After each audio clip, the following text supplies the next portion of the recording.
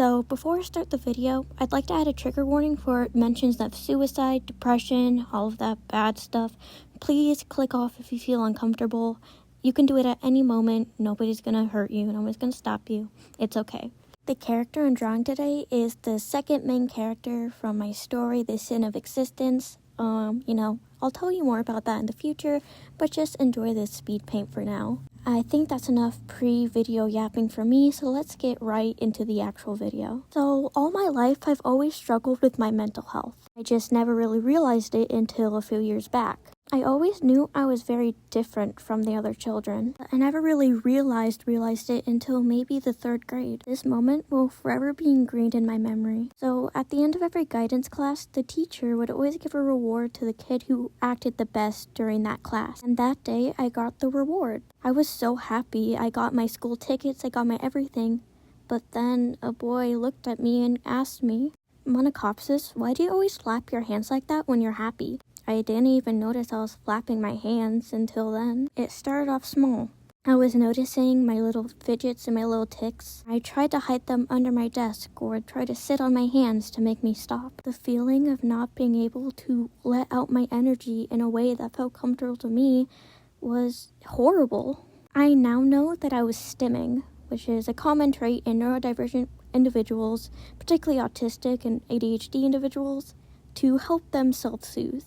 But I went undiagnosed for a long time. That's when I started noticing all the other little things about myself. How would I talk for a little bit too long than other kids wanted me to when they mentioned Pokemon? Or how I never liked partner talk? Or why so many kids knew exactly who they were going to hang out with at recess while I just kind of sat by the doors waiting to get back in. So, in 3rd grade, after quarantine was over and we got back to school, I started pretending like I was everyone else. I acted like I wasn't bothered when everyone was a bit too loud. I stopped correcting my peers when they broke a rule. I started being a bit mean on the bus because that's what all the other cool kids were doing. But it never really felt right. As soon as I'd get home, I'd crash on my bed and not leave until dinner, or maybe I wouldn't even leave then. I no longer felt like myself. I kind of just felt like a shell of what I used to be. But this was normal, right? I mean, everyone is tired after school, right? Honestly, 5th grade and onwards is just a blur. I barely remember anything from 6th grade. I was like a zombie, just doing my schoolwork, getting high grades, and crashing. Then at the end of 6th grade, I finally hit my limit. I started wondering who would care if I wasn't here anymore. How the only time I truly felt happy was when I was alone in my room. How the dark thoughts started to swallow me up during the nighttime. How on my walk to school, I would wonder what would happen if I just stepped right into the traffic. But I never acted on these. Truth is, I'm scared of death. I'm scared of getting hurt. So I never hurt myself or really put myself in the line of danger, but it was always in the back of my mind. In 7th grade, it only got worse. I had finally gotten a 504 for my ADHD, but I knew something was incomplete. That diagnosis wasn't enough, but I didn't want to speak out on it. My 504 wasn't enough. I took whole 10-minute breaks. I would leave class early to avoid students in the halls, but even with all these accommodations, I still felt trapped. My thoughts got darker. I knew I was scared of death, so I started thinking of the painless and quickest ways possible. A big truck, pills, tying a rope in a way that it would break my neck. I did have one friend though. I've mentioned her before. She watches my videos, thanks twin, I love you. And I confided in her. Then it came.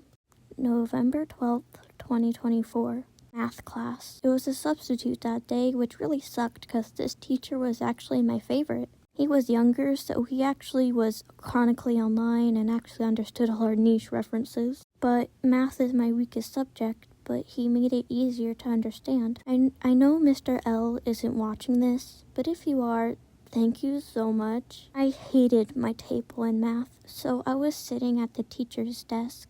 You know those little C-shaped desks with the whiteboard top? Yeah, I was working there. I don't remember who approached me. I think it was another teacher helping out the sub, or maybe it was the sub himself. All I remember is being told to go down to the counselor's office. I assumed it was just a check-in, but as soon as I entered the office and sat down on that little black couch, I knew something else was happening, but I was too dumb to realize until the counselor spoke. Someone anonymous has reported to me that you have had thoughts of ending your life. And I knew exactly who. My friend. I was stunned silent for a good few seconds. Then I really just broke. I started to cry really heavily. And I'm not much of a crier, especially in public. But I tried to hold it together as she asked me the basic questions. I assume it was for some criteria to fill out, but I'm not really sure. I told her about my plans, how long I've been dealing with it, and she called my mom. I lived really close to the school, so my mom was only there in like 10 minutes. But as soon as I saw her, I felt immense guilt because she was crying, and I don't like seeing my mom cry. I wasn't really paying attention. I remember the counselor going through some places I could go to, all hospitals with mental facilities. My friend brought down my stuff. She didn't know what was happening. I didn't tell her. I just thanked her. And then I sat in the car while my mother called my psychiatrist. I had just gotten home when my mom yelled for me. We were going to the emergency room to get me checked out and evaluated. Honestly, I don't remember much except listening to music as she talked to the person at the front desk. It was pretty empty. There was only a few other people. An old lady came in because her daughter said she should come in. She thought she was having a stroke. I don't know what happened to her. I got called back before that happened. I got my blood pressure, asked what medications I was on, all of that. Then I was sent to the room. It was small, with beige walls and a singular bed with that paper-like bedding.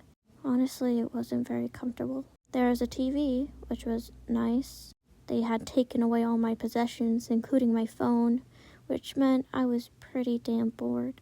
But this actually matters, because this is what saved me from being institutionalized. That's right. When given the choice to be admitted or go back home, I chose to go home just so I could have my phone back. There was a nurse. She was really young and also really pretty and nice. I had my blood drawn, pretty sure to make sure I wasn't on anything.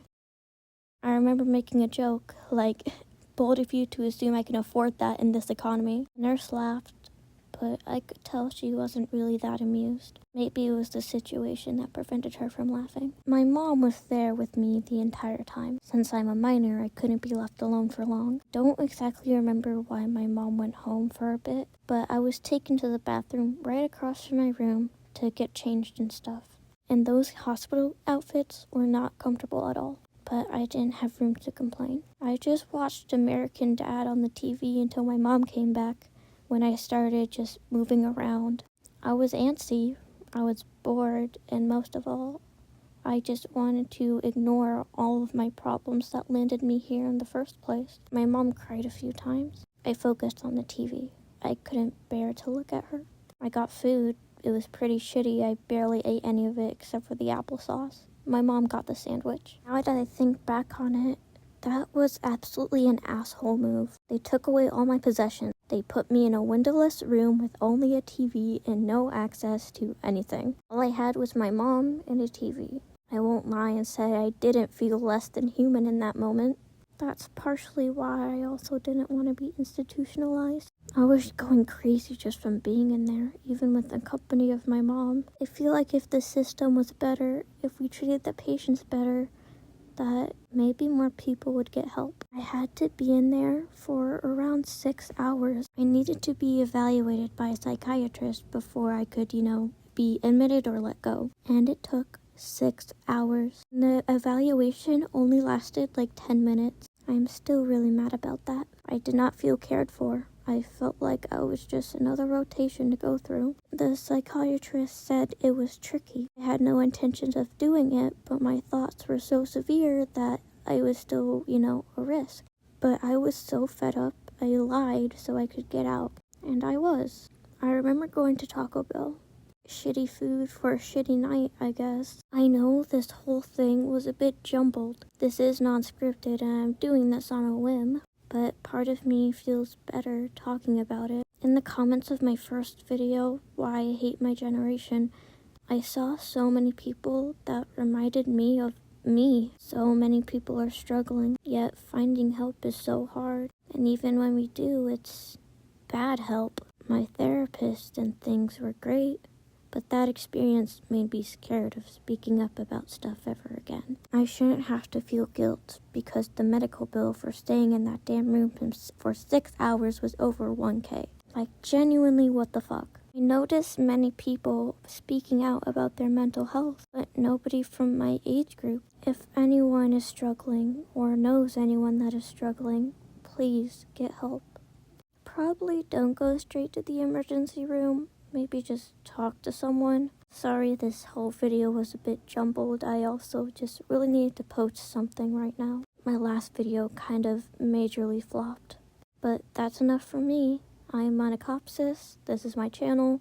Please subscribe or at least leave a like.